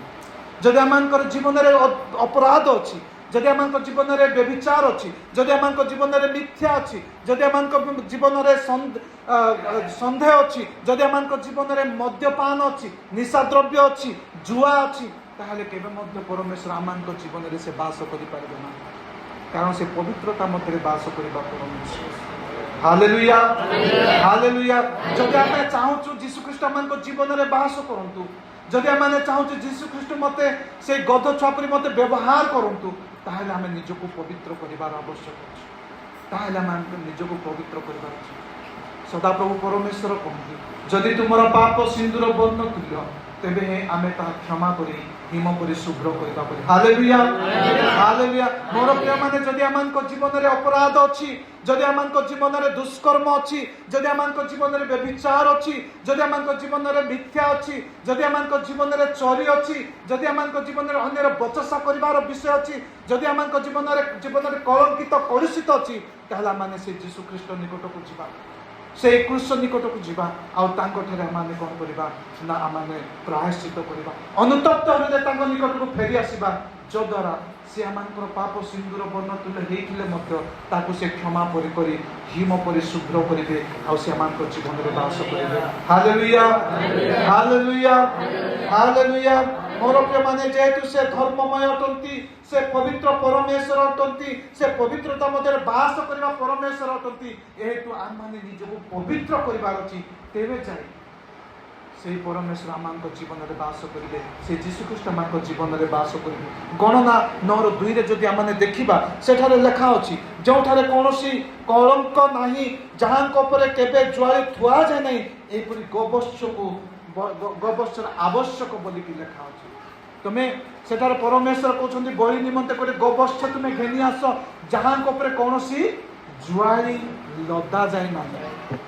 यार अर्थ है सदाप्रभु परमेश्वर आरंभरू से पवित्रता मध्य बास करबा परमेश्वर, से अपवित्र लोक मानकु पापी मानकु से प्रेम करती सत, किंतु सेमनक मध्य बास करबा परमेश्वर नहंती, से पापरे बास करबा परमेश्वर नहंती।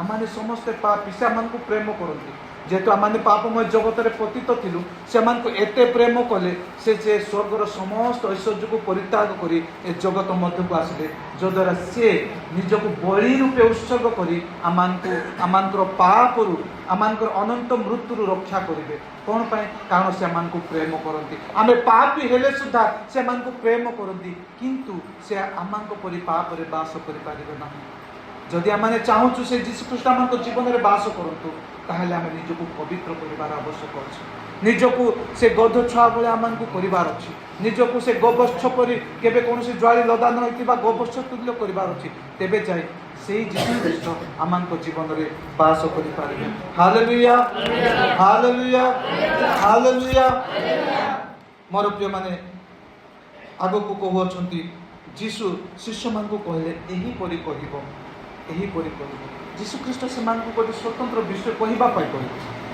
से मान को खाली कहले जाओ तुम गध छुआ गोटे धरिक आस कही ना जीशु ख्रीष्ट कहले तुम्हें जाओ से पार्श्वस्थ गाँ को जाओ गोटे गध आ गध छुआ बंधाई ताको तुम्हें फिटई आस जदि कहीं पचार कह एहांठारे प्रभुंकर प्रयोजन अच्छी कौन कहबार अच्छी कौन करिवार अच्छी केतेबेले करिवार अच्छी से समस्त विषय से कहीकि पठेब एपरी कहब अर्थात जहाँ कह जाइछि ताहा तुमे कहब ता थारु गोटे पद अधिक नाई कि ता थारु गोटे पद कम नाई तुमको जहाँ कह जाइछि ताहा तुमे कहबाको पड़िबो हालेलुया हालेलुया जदि आम माने निजर इच्छा अनुसार करबा निजर इच्छा अनुसार कहबा जोटा परमेश्वर कहछन्ती सेतिकी नै ताकू लंबा चौड़ा करी आ सजे की कहबा आमे बाध्यरे से दिन परिहासर पात्र जदि आमे कम कहबा ताहेले आमे संतापर पात्र तेणु करी परमेश्वर जहाँ आम ठारू इच्छा करती से जहाँ कहबा पे मानकू कहिछन्ती आमको सेटा कहबाको पड़िबो जदि प्रभुंकर दास माने कोटा कहिछन्ती एटा कुह बोली कि सेटा बदले आ अलगा कोटा उल्टा कहि देकी आसिलु ताहेले आमे विचारर पात्र हबा जीशु ख्रीष्ट से मान को कहले जदि किए पचारिबो कहबो तुमे यहाँ कठारे प्रभुंकर प्रयोजन अछि शिष्य मान को से कौन केते बेले कौन कहिबार अछि कौन करिवार अछि सब किछि से मान को कहले तेणु कर जते बेला माने सेवा कार्य करूछु ईश्वर आम ठारू जहाँ अपेक्षा करती बा सेतिके आमे कहबा ता ठारू अधिक नाई कि ता ठारू कम नाई जदि एपट सेपट करू ताहेले समस्या रे पड़िबा निश्चय जदि आवश्यक ठारू अधिक कहू ताहेले आमाने समस्या रे पड़िबा हेले परमेश्वर जीशु ख्रीष्ट कौन कहले ना कौन कहबा पय कहले एहांक ठारे प्रभुंकर प्रयोजन अछि बोली कह एहांक ठारे प्रभुंकर आवश्यक अछि बोली कह शिष्य मान को से कहले जेतेले जदि कहीं तुमको पचारिबे कहबो एहांक ठारे प्रभुंकर प्रयोजन अछि मोर प्रिय माने आज जीशु ख्रीष्ट आपण मान को पचारछन्ती जीशु ख्रीष्ट आपण मान को कहउछन्ती आपण ठारे तांकर प्रयोजन अछि आपण माने प्रस्तुत अछन्ती हालेलुया हालेलुया आपण माने ईश्वर को निमंते प्रयोजन हेबा पय इच्छा करंती कि जीशु ख्रीष्ट निमंते आवश्यक हेबा पय इच्छा करंती कि आमाने समीक्षा करिबार आवश्यक अछि सेदिन जीशु ख्रीष्ट को गधर आवश्यक थिला आज हुए तो तांकर सेवा कार्य को आगो को बढ़ेबा पय हुए तो आपणकर प्रयोजन थाई पारे आपण को आवश्यक करि पारंती आपण माने निज जीवन को ईश्वर को निमंते देबा पय प्रस्तुत अछंती ईश्वर को निमंते व्यवहृत हेबा पय आपण माने प्रस्तुत अछंती कि ईश्वर को प्रयोजन हेबा पय इच्छा करंती कि तेबे आपण माने से जीशु ख्रीष्ट को निकट को समर्पित होंतु तांको ठारे आपण को निज को समर्पण करतु कारण ईश्वर को ठारे आपण को ठारे ईश्वर को प्रयोजन अछि मोर प्रिय माने आज जगत रे अनेक लोक को प्रभु चाहंती तांकर सेवा कार्य को आगो को बढ़ेबा आपण मान को व्यवहार करबा आपण मान को देकी अनेक महत्व आश्चर्य कर्म करबा पय से चाहंती आपण माने तांको देकी व्यवहृत हेबा पय प्रस्तुत अछंती सेदिन गध छुआ को से बाछिले हुए तो आज से आपण मान को इच्छा करते आपण माने ताहा सुनिबा पय आपण माने ताहा रियलाइज करबा पय अनुभव करबा पय चेष्टा करूछंती कि बेले बेले आमे भाबुछु एटा केवल पालक मानकर काम चालक मानकर काम कर्मकर्ता मानकर काम सुसमाचार करबा प्रचार काम करबा प्रभुंकर काम करबा नाय मोर प्रिय मान आपण मानकर ठार मध्य परमेश्वर अपेक्षा करते आम माने सेटा सुनिबा पय चेष्टा करबार अछि आमे सेटा अनुभव करबा पय चेष्टा करबार अछि प्रभु तुमे मोठार कोन इच्छा करो तुमे कोन चाहुचो एइटा आमाने प्रार्थना करबार अछि तेबे जाय आमाने प्रभुंकर प्रयोजन होई परिबा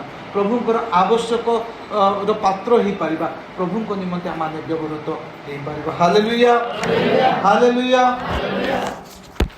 आज कोन लिखा अछि ना से माने आ जते बेले कहीं तुम मान को कहीं की फिटा होछ बोली पचारिबे तेबे एपरि कहिबो कारण एहान कोठारे प्रभुंकर प्रयोजन अछि ସେଥିରେ ପ୍ରେରିତ ଲୋକମାନେ ପ୍ରସ୍ଥାନ କରି ସେମାନଙ୍କୁ ଯେପରି କହିଥିଲେ ସେପରି ଦେଖିଲେ। ପୁଣି ସେମାନେ ଗଦଚକ ଫିଟାଉଥିବା ସମୟରେ ତାହାର ଅଧିକାରୀ ସେମାନଙ୍କୁ ପଚାରିଲେ, କାହିଁକି ଗଦଛୁଆକୁ ଫିଟାଉଛ? ସେମାନେ କହିଲେ, ଏହାଙ୍କଠାରେ ପ୍ରଭୁଙ୍କର ପ୍ରୟୋଜନ ଅଛି। ଏହାଙ୍କଠାରେ ପ୍ରଭୁଙ୍କର ପ୍ରୟୋଜନ ଅଛି। ଶିଷ୍ୟମାନେ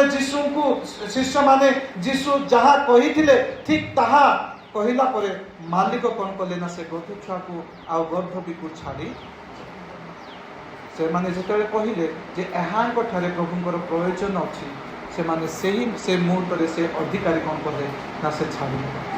ସେ ସନ୍ଦେହ କଲେ ନାହିଁ, ସେ ଆଉ କିଛି ପ୍ରଶ୍ନ କରିନାହାନ୍ତି। କେଉଁ ପ୍ରଭୁ କେଉଁ ଯୀଶୁ ସେ ପଚାରି ନାହାନ୍ତି। ଯେତେବେଳେ ସେମାନେ କହିଲେ ଏହାଙ୍କଠାରେ ପ୍ରଭୁଙ୍କର ପ୍ରୟୋଜନ, ସେ ଯିବାକୁ ଦେଲେ। କେତେବେଳେ ଆଣିଦେବ, କେତେ ଦିନ ପରେ ଆଣିଦେବ, କେତେ ଘଣ୍ଟାରେ ଆଣିଦେବ, ନହେଲେ କ'ଣ ପାଇଁ ନେଉଛ, କାହିଁକି ପ୍ରଭୁଙ୍କର ଏଇଟା ପ୍ରୟୋଜନ, ସେ କିଛି କହିନାହାନ୍ତି। ଯେତେବେଳେ ଆପଣମାନଙ୍କୁ କୌଣସି ପ୍ରଭୁଙ୍କର ଦାସ କହୁଛନ୍ତି ଯେ କିଛି କାର୍ଯ୍ୟ କରିବା ପାଇଁ, ନହେଲେ କିଛି ତ୍ୟାଗ କରିବା ପାଇଁ, ତାହେଲେ ତାହା ଆପଣମାନେ କରନ୍ତୁ। ଆପଣମାନେ ପଚାରିବାର ଆବଶ୍ୟକ ନାହିଁ କେତେ ଦିନ ପାଇଁ, କ'ଣ ପାଇଁ, କେତେ ଗୁରୁତ୍ୱପୂର୍ଣ୍ଣ, ସେଇଟା ପଚାରିବାର ଆବଶ୍ୟକ ନାହିଁ। କାରଣ ପ୍ରଭୁ ତା ଆପଣମାନଙ୍କ ଠାରୁ ଚାହାନ୍ତି। ଯଦି ପ୍ରଭୁଙ୍କର ଦାସମାନେ ଆପଣମାନଙ୍କୁ ମଦ୍ୟପାନ ପରିତ୍ୟାଗ କରିବା ପାଇଁ କହୁଛନ୍ତି, ଆପଣମାନେ ଛାଡ଼ନ୍ତୁ, ପଚାରନ୍ତୁ ନାହିଁ ଆଜ୍ଞା କେତେ ବର୍ଷ ପାଇଁ ମଦ୍ୟ ଛାଡ଼ିନି। ଯଦି ଆପଣଙ୍କ ଠାରେ ବ୍ୟଭିଚାର ଅଛି, ଯଦି ପ୍ରଭୁ ଚାହୁଁଛନ୍ତି ସେଟା ଆପଣ ପରିତ୍ୟାଗ କରନ୍ତୁ, ଆପଣମାନେ ପରିତ୍ୟାଗ କରନ୍ତୁ। ପ୍ରଶ୍ନ କରିବାର ଆବଶ୍ୟକ ନାହିଁ। ଯଦି ଆପଣଙ୍କ ଠାରେ କିଛି ଦୁର୍ବଳତା ଅଛି, ଯେଉଁ ଦୁର୍ବଳତା ଆପଣମାନଙ୍କୁ ବାରମ୍ବାର ପାପରେ ପକାଉଛି, ଆଉ ପ୍ରଭୁ ଯଦି ଚାହୁଁଛନ୍ତି ସେଟା ଆପଣ ପରିତ୍ୟାଗ କରନ୍ତୁ, ଆପଣ ପରିତ୍ୟାଗ କରିବାକୁ ପଡ଼ିବ, ଆପଣ ଫିଟେଇ ଦେବାକୁ ପଡ଼ିବ। ତେବେ ଯାଇ ଆପଣ କ'ଣ ହେଇପାରିବେ ନା ଆଶୀର୍ବାଦର ପ୍ରାପ୍ତ ହେଇପାରିବେ, ପ୍ରଭୁଙ୍କର ପ୍ରୟୋଜନର ପାତ୍ର ହେଇପାରିବେ। Hallelujah, hallelujah. ଯଦି ଆମମାନେ ଦେଖିବା ସାମୁଏଲଙ୍କର କଥା, ସାମୁଏଲଙ୍କ ମା ସେ ପ୍ରାର୍ଥନା କରିଥିଲେ ଯେତେବେଳେ ସାମୁଏଲ ଜନ୍ମ ହେବ, ମୁଁ ଈଶ୍ୱରଙ୍କ ସେବା ନିମନ୍ତେ ମନ୍ଦିରରେ ସେବା କରିବା ନିମନ୍ତେ ମୁଁ ତାକୁ ଛାଡ଼ିଦେବି। ଆଉ ସେଦିନ ଛାଡ଼ିଥିଲେ ଯଦ୍ୱାରା ସାମୁଏଲ ପ୍ରଭୁଙ୍କ ଦ୍ୱାରା ସେ ବ୍ୟବହୃତ ହେଇପାରିବେ। ସେ ଯାହା ପ୍ରାର୍ଥନା କରିଥିଲେ ସେ ତାହା କଲେ। ପ୍ରଭୁ ତାହାଙ୍କଠାରୁ ଯାହା ଅପେକ୍ଷା କଲେ, ହାନା ସେ କାର୍ଯ୍ୟ କଲେ। ଆଉ ସେ ପ୍ରଭୁଙ୍କର ବ୍ୟବହାରର ବିଷୟ ହେଇଥିଲେ। ତେଣୁକରି ମୋର ପ୍ରିୟମାନେ, ଯେତେବେଳେ ପରମେଶ୍ୱର ଆମଠାରୁ କିଛି ଅପେକ୍ଷା କରନ୍ତି, କିଛି ଇଚ୍ଛା କରନ୍ତି, ଆମେ ତାହା ପରିତ୍ୟାଗ କରିବା ଆବଶ୍ୟକ। ଆମମାନଙ୍କ ଜୀବନରେ ଅନେକ ବନ୍ଧନ ରହିଛି, ଅନେକ ଦୁର୍ବଳତା ଅଛି, ଯାହା ମାନେ ଚାହିଁଲେ ମଧ୍ୟ ଆମେ ସେଟାକୁ ପରିତ୍ୟାଗ କରିପାରୁନୁ। ଆଜି ପ୍ରଭୁ ଯୀଶୁ ଖ୍ରୀଷ୍ଟ ଆପଣମାନଙ୍କୁ କହିବା ପାଇଁ ଚାହୁଁଛନ୍ତି, ଆପଣମାନଙ୍କ ଜୀବନରେ ଯେଉଁ ଦୁର୍ବଳତା ଅଛି, ଯେଉଁଟା ଆପଣମାନଙ୍କୁ ବାରମ୍ବାର ପାପରେ ପକାଉଛି, ଯେଉଁଟା ଆପଣଙ୍କୁ ପ୍ରଭୁଙ୍କ ଠାରୁ ପୃଥକ କରୁଛି, ପ୍ରଭୁଙ୍କ ଠାରୁ ବିଚ୍ଛିନ୍ନ କରୁଛି, ସେ ସମସ୍ତ ବିଷୟ ପରିତ୍ୟାଗ କରିବା ପାଇଁ, ସେ ସମସ୍ତ ବିଷୟ ଫିଟେଇ ଦେବା ପାଇଁ ଆପଣମାନେ ତାହା ଫିଟେଇ ଦିଅନ୍ତୁ। ଆପଣମାନେ ପଚାରିବାର ଆବଶ୍ୟକ ନାହିଁ, ପ୍ରଶ୍ନ କରିବାର ଆବଶ୍ୟକ ନାହିଁ, ଫିଟେଇ ଦିଅନ୍ତୁ। ଆପଣମାନେ ଦେଖିବେ ଆପଣମାନେ ଅନେକ ଆଶୀର୍ବାଦ, ଅନେକ ଆଶ୍ଚର୍ଯ୍ୟ କର୍ମର ସହଭାଗୀ ହେଇପାରିବେ। ପ୍ରଭୁ ଆପଣମାନଙ୍କ ଜୀବନରେ ଅଦ୍ଭୁତ ଓ ଆଶ୍ଚର୍ଯ୍ୟ କାର୍ଯ୍ୟ କରିବେ। Hallelujah, hallelujah. ଆଗକୁ ଲେଖା ଅଛି ନା ସେମାନେ କ'ଣ କଲେ, ଯେତେବେଳେ ଗଧଛୁଆକୁ ସେମାନେ ଘେନି ଆସିଲେ, ଗଧଛୁଆ ଉପରେ ସେମାନେ ଆପଣା ଲୁଗା ବିଛାଇ ଦେଲେ। ଗଧଛୁଆ ଉପରେ ସେମାନେ ଆପଣା ଲୁଗା ବିଛାଇ ଦେଲେ। ଯୀଶୁ ଯେତେବେଳେ ଗଧ ପିଠିରେ ଆରୋହଣ କରି ଆସୁଅଛନ୍ତି, ଲୋକମାନେ ତାଙ୍କର ଆଗରେ ପଛରେ ଆପଣା ଲୁଗା ବିଛାଇ ଦେଲେ। ଯାହାର ଲୁଗା ନଥିଲା ସେମାନେ କ'ଣ କଲେ ନା ଖଜୁରୀ ଡାଳ ସେମାନେ କାଟିକି ଆଣି ବିଛେଇ ଦେଲେ, ଅନ୍ୟ ଡାଳ ଗୁଡ଼ାକ କାଟିକି ଆଣି ବିଛେଇ ଦେଲେ। କାରଣ ଯୀଶୁ ଖ୍ରୀଷ୍ଟ ସେ ରାସ୍ତା ଦେଇକି ସେ ଯାଉଥିଲେ। ବାକ୍ୟରେ ଲେଖା ଅଛି ସେମାନେ ଲୁଗା ବିଛେଇ ଦେଲେ, ଖଜୁରୀ ଡାଳ ବିଛେଇ ଦେଲେ, ଅନ୍ୟ ସବୁ ଡାଳ ଯାକ ବିଛେଇ ଦେଲେ, ଯଦ୍ୱାରା ଯୀଶୁ ଖ୍ରୀଷ୍ଟ ସେ ରାସ୍ତା ଦେଇକି ସେ ଯେପରି ଯାଇପାରିବେ। ଆଜି ଯୀଶୁ ଖ୍ରୀଷ୍ଟ ଆପଣମାନଙ୍କ ଜୀବନକୁ ଆସିବାକୁ ଚାହୁଁଛନ୍ତି। ମୋର ପ୍ରିୟ, ଯୀଶୁ ଖ୍ରୀଷ୍ଟ ଆପଣମାନଙ୍କ ଜୀବନକୁ ଆସିବା ପାଇଁ ଚାହୁଁଛନ୍ତି, ଆପଣମାନଙ୍କ ଜୀବନରେ ସେ ପ୍ରବେଶ କରିବା ପାଇଁ ଚାହୁଁଛନ୍ତି। ଆପଣମାନେ ଆପଣମାନଙ୍କ ଜୀବନର ଡାଳ, ଆପଣମାନଙ୍କ ଜୀବନର ଖଜୁରୀ, ଆପଣମାନଙ୍କ ଜୀବନର ସେ ଲୁଗା ବିଛେଇ ଦେବା ପାଇଁ ପ୍ରସ୍ତୁତ ଅଛନ୍ତି, ଆପଣଙ୍କ ଜୀବନକୁ ଦେବା ପାଇଁ ପ୍ରସ୍ତୁତ ଅଛନ୍ତି ଯୀଶୁ ଖ୍ରୀଷ୍ଟଙ୍କ ନିମନ୍ତେ। ମୋର ପ୍ରିୟମାନେ, ଯୀଶୁ ଖ୍ରୀଷ୍ଟ ଆପଣମାନଙ୍କ ଠାରୁ ସେ କଥା ଚାହାନ୍ତି। ଆଜି ସେ ଚାହାନ୍ତି ଆପଣମାନେ କିଛି ଦିଅନ୍ତୁ ତାଙ୍କ ନିମନ୍ତେ, ଆପଣମାନଙ୍କ ଜୀବନର କିଛି ଦିଅନ୍ତୁ। ଆପଣମାନଙ୍କର ହୃଦୟ, ଆପଣଙ୍କର ମନ, ଆପଣମାନଙ୍କର ଆତ୍ମା, ଆପଣମାନଙ୍କର ତ୍ୟାଗ ସେ ଅପେକ୍ଷା କରନ୍ତି।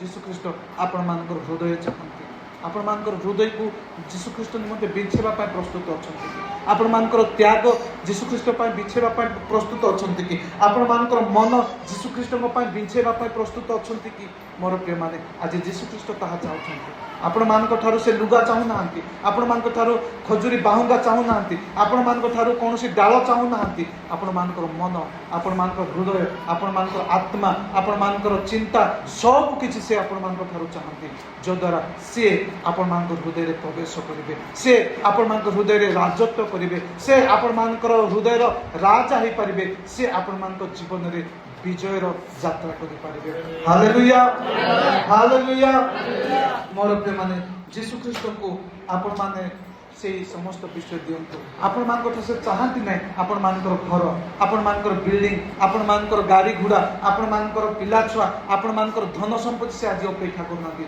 जदि किछि जीशु ख्रीष्ट आपण ठारू चाहती ताहोची आपण मानकर हृदय ताहोची आपण मानकर मन ताहोची आपण मानकर आत्मा से चाहती जो द्वारा से आपण मान को हृदय प्रवेश करेंगे आपण मान को जीवन रे से राजत्व करेंगे से आमान को जीवन रे राजत्व करबा पर इच्छा करछंती एबे आमान को जीवन रे के राजत्व करे ए जगतर अधिपति ए जगतर कर्तापण के करंती ना ए जगतर अधिपति होती से शैतान सी आमान को जीवन को कोन करे ना आमान को अधिकार करके रखुची जीशु ख्रीष्ट चाहछंती से स्थान रे से वास करबा पर से अधिकार करबा पर आमानकर बिल्डिंग आमानकर घर द्वार ए सब से चाहू नांती आमानकर मन हृदय आत्मा चिंता भावना अंतकरण सब किछि से आमानकर ठारू चाहती जो द्वारा से आमानकर जीवन रे राजत्व करिवे आमानकर जीवन रे राजत्व तेनु करी आज आमाने प्रभु जीशु ख्रीष्ट को निमंते कोन देबा पय प्रस्तुत अछु आमानकर मन देबा पय प्रस्तुत अछु कि आमानकर हृदय आमे देबा पय प्रस्तुत अछु कि आमानकर प्रेम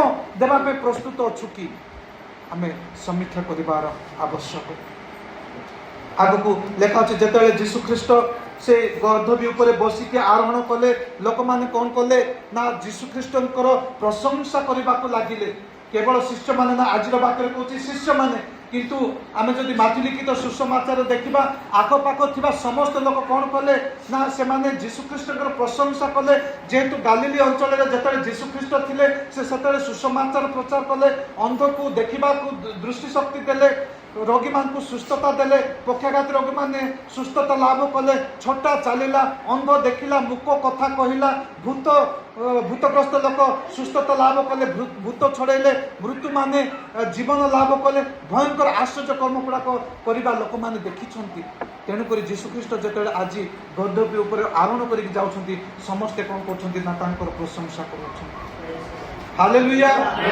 हालेलुया जो माने देखिछंती से माने प्रशंसा करूछंती किंतु से यात्रा करबा समय अन्य यहूदी लोक माने मध्य थिले से माने प्रशंसा करबा साथे साथे आउ गोटे विषय से माने कहउछंती होसाना होसाना होसाना रा अर्थ हैला हमकु रक्षा करो होसाना अर्थ हैला आमान को उद्धार करो आमान को रक्षा करो आमान को परित्राण दियो ए यहूदी माने जो माने जीशु ख्रीष्टकर आश्चर्य कर्म को देखि नांती किंतु जीशु ख्रीष्टकर प्रशंसा लोक माने करूथिबा सुनी की से माने कोन करछंती होसाना दाऊद राजा होसाना ऊर्ध्व लोक रे जीशु ख्रीष्टकर होसाना बोली हालेलुया होसाना रो अर्थ हैला आमान को रक्षा करो आमान को उद्धार करो आमान को परित्राण करो प्रशंसा अन्य माने करछंती आउ किछि लोक कोन कहउछंती होसाना बोली काहे आज माने फाटे कि होसाना करछंती कारण से माने सुनी छंती भाववादी मान ठारू शुणी जे दाऊदंक वंशरू जड़े उत्पन्न हेब आउ ताहांक देकी जड़े राजा जगत मध्य उत्पन्न हेबे से यहूदी मानकर परित्राण करिवे जेतले जीशु ख्रीष्ट अनेक आश्चर्य कर्म करिसंती बोली न देखिथिले मते सुनी कि से प्रशंसा करछंती सेतले से माने भाबुछंती जे जीशु ख्रीष्ट ही से मसीह होय तो से मान को कोन करिवे उद्धार करिवे ता ठारू से रोम्य सम्राट रोम्य शासक मान को ठारू उद्धार करिवे से माने भाबुछंती से जो राजा को हमें अपेक्षा करथिलु हमरो दाऊद वंशर जो राजा आसीबार थिला बोध हुए यही से व्यक्ति से आसुअछंती आज से आमान निमंते से कौन करिवे युद्ध करिवे कार विपक्षरे ना रोमियो शासन विरुद्ध रे युद्ध करिवे आ से आमान को पाई कौन करिवे उद्धार रो कार्य करिवे आमान को दुखर दिन गला आमान हमारा अच्छा दिन आ गया बोली कहबा को लागे लोक मैंने भाविले हमार अच्छा दिन आ गया हमार भल दिन आसला दुखर दिन गला क्लेशर दिन गला आमको आ कहीं शासन करेंगे ना आमर केवल गोटे राजा जहाँ शासन अनंत काल स्थायी रखिब एपरी जड़े राजा आसुअछंती आ से राजा हुए तो यही जीशु ख्रीस्ट ए जीशु ख्रीस्ट हुए तो सही राजा जी जहाँ विषय पुरातन नियम रे लेखा अच्छी भाववादी मान द्वारा अनेक थर कहुई जड़े राजा जिहुदी लोक मान निमंते इस्राएल लोक मान उद्धार निमंते इस्राएल लोक मान परित्राण निमंते उत्पन्न हेबो होय तो ये से व्यक्ति एहा भाबी कि से माने फाटी हे कि कोन कहउछंती दाऊद सुत होसाना दाऊद सुत होसाना हे दाऊद वंशर उत्पन्न दाऊद पुत्र आमनको रक्षा कर आमनको रक्षा कर ए रक्षा कर एहार अर्थ एहार कारण होची से माने अपेक्षा करुथिले जे जणे राजा आसीबे आ सेमानकु उद्धार करिवे आ से इस्राएल मानको ऊपर चिर काल पई से कोन करिवे शासन करिवे आ कोनोसी विदेशी राजा सेमानकु शासन करिवो नाही आ कोनोसी विदेशी लोक सेमानक ऊपर अधिकार करिवो नाही सेमानकर राज्य को अधिकार करिवो नाही सेमानकर पवित्र मंदिर को अधिकार करिवो नाही सेमानकर मंदिर को भांगिबो नाही जने राजा आसीबो से अनंत काल कोन करिवो शासन करिवो एहा भाबिकी से माने आजी फाटी हेकी चित्कार करी कौन करछंती ना प्रभुंकर प्रशंसा करबा साथे साथे से माने कहउछंती हे दाऊद सुत होसाना हे दाऊद सुत होसाना बोली कि कहउछंती किंतु जदि आमाने तार 3 दिन परवर्ती कथा जदि आमाने देखिबा जो लोक माने फाटी हे के प्रशंसा करथिले जो लोक माने फाटी हे कि यीशु ख्रीष्ट को हे दाऊद सुत होसाना कहथिले से लोक माने कोन कहउछंती एहा को क्रूस रे चढ़ाओ हालेलुया हालेलुया से लोक माने का कहउछंती एहा को क्रूस रे चढ़ाओ आकु क्रूस रे चढ़ाओ एहाकु क्रूस रे चढ़ाओ बोली 3 दिन पर से माने का कहउछंती कोन पई कारण से मान जोटा भाबिथिले से प्रकार से माने जो प्रकार भाबिथिले से प्रकार घटिले से माने भाबिथिले जे यीशु जने राजा हेबे एही रोमियो शासक मान विरुद्ध रे युद्ध करिवे जागतिक युद्ध करिवे तापर से चिर काल पर इस्राएल मान ऊपर राजत्व करिवे किंतु ये से ही युद्ध करिवे ये से युद्ध करना बरं से आज क्रूस उपर टंगा हेबाकु जाउछंती आपण मानकर पाप पाई मोर पाप मोर प्रिय माने आमान को जीवन रे मध्य ए प्रकार आमाने बेले बेले भाबित गोटे प्रकार किंतु घटी जाए गोटे प्रकार किंतु ईश्वरंकर इच्छा हमर इच्छा नुहे तांकर योजना तांकर संकल्प आमाने भाबिया थारो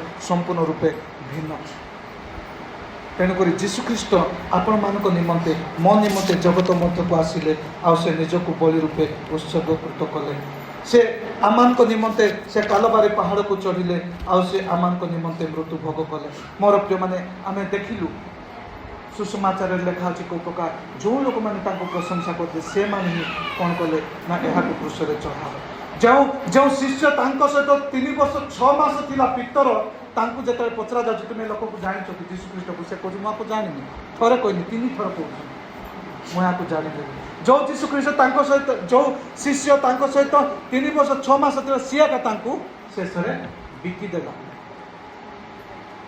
सब किछि उल्टा पाल्टा से दिन मोर प्रिय माने आमे मध्य समस्त एही लोक मानक परि जागतिक आमे माने मध्य एही शिष्य मानक परि एही जिहुदी लोक मानक परि जागतिक अटु केते वाक्य सुनो केते प्रार्थना करो केते संडे उपासना जाओ प्रभु भोज ग्रहण करो तथापि आमाने जेमिति थिलु सेमिति अछि आज जदि आमर मंडली को जदि लक्ष्य करा केवल आमर मंडली कथा ना जे कोनसी मंडली को आज जदि आमे लक्ष्य करिबा आमाने आमर आद्य प्रेम रो बहुत दूर रे अछि आमानकर आद्य विश्वास रो बहुत दूर रे अछि जेतेबेले आमाने यीशु ख्रीष्टकर परिचय पाइलु आमर बापा माँ मैंने जिते जीशुख्रीष्ट परिचय पाइला मैंने विजाति थिलु जानी नथिलु सेते बेले आमर जो विश्वास थिला सेते बेले आमर जो प्रेम थिला जीशुख्रीष्ट प्रति से प्रेम आम मैंने संपूर्ण रूपे थंडा पड़ जाइछु आम मैंने संपूर्ण रूपे थंडा पड़ जाइछु से दिन यही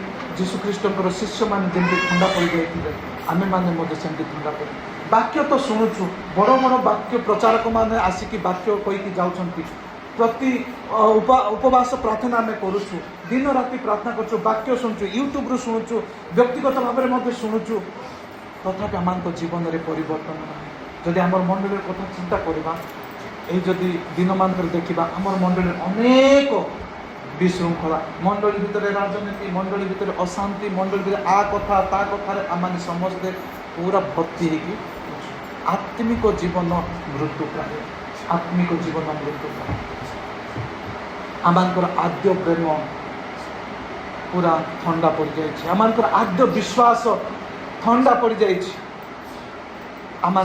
आमर जो प्रेम जीशुख्रीष्ट प्रति जिते बड़े आम प्रभु को प्रथम थर पाइलु जो दिन आम हुए तो आपण मैंने स्मरण करूँ जो दिन आपण मैंने जल जाए डुबन पाइदे से दिन कौन आपण मैंने प्रतिज्ञा करते जीशुख्रीष्ट प्रति आपण मानकर मन को प्रकार थिला आपण मानकर हृदय को प्रकार थिला जीशुख्रीष्ट प्रति आपण मानकर प्रेम को प्रकार थिला आपण माने स्मरण करंतु आज से प्रेम आपण मानकर हृदय जलुची आज से प्रेम से आद्य प्रेम एबे मध्ये जीवित अछि कि से आद्य विश्वास एबे मध्ये जीवित अछि कि आपण माने समीक्षा करो जदि मोर कथा कहबी आ मु जहाँ देखुची शुणुची अनुभव करछि मु जदि चिंता करबी आमे से आद्य प्रेम रो बहुत दूर अच्छु ए राजनीति से पालकर कथा ए चालकर कथा आर कथा तार कथा से गाँव ए गाँव कथार एत हजि जाइछु एते मजि जाइछु जे आमर आत्मिक जीवन केतले मरी जाइछि आमर आद्य प्रेम केतले मृत्यु प्राय होइछि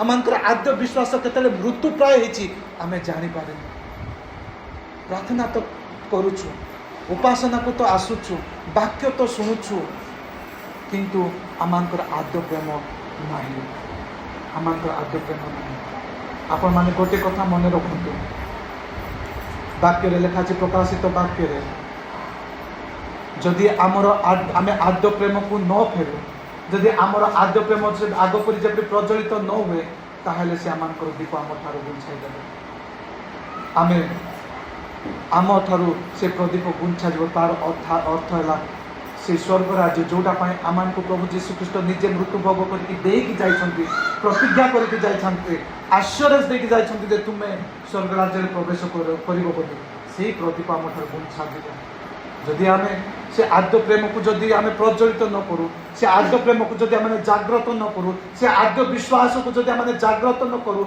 जदि आम से पूर्व विश्वास को फेरी न जाऊ ताहले आम ठारू से प्रदीप गुंछा जीव आमे से नरकदंडर योग्य होगा मोर प्रिय माने आज जीशुख्रीष्ट राजा भाव में कौन कले ना विजय यात्रा करिसंती आमे से दिन को स्मरण करिछु जीशुख्रीष्ट आ विजय यात्रा से पालन करिवे नाही जीशुख्रीष्ट से आसीबे से गोटे राजा भाव आसीबे आज जेमती से राजा भाव आसिले जीशुख्रीष्ट से राजा भाव आसीबे गध छुआ ऊपर आसीबे नाही से कौन करिवे ना धला अश्व ना श्वेत वर्ण अश्व उपर आरोहण करके आसबे से दिन से कौन करेंगे विचार करेंगे से दिन से विचार करेंगे जदि आम आमर आद्य प्रेम शुष्क हो जाइछु आद्य प्रेम जदि आम ठंडा पड़ जाइछु आद्य विश्वास जदि आम ठंडा पड़ जाइछु ताहले से प्रदीप आम ठारू से गुंछेई देले मोर प्रिय माने तेणुक आम कौन करूँ आज ये विजय यात्रा आम पालन करने समय आउ गोटे विजय यात्रा जोटा आसूची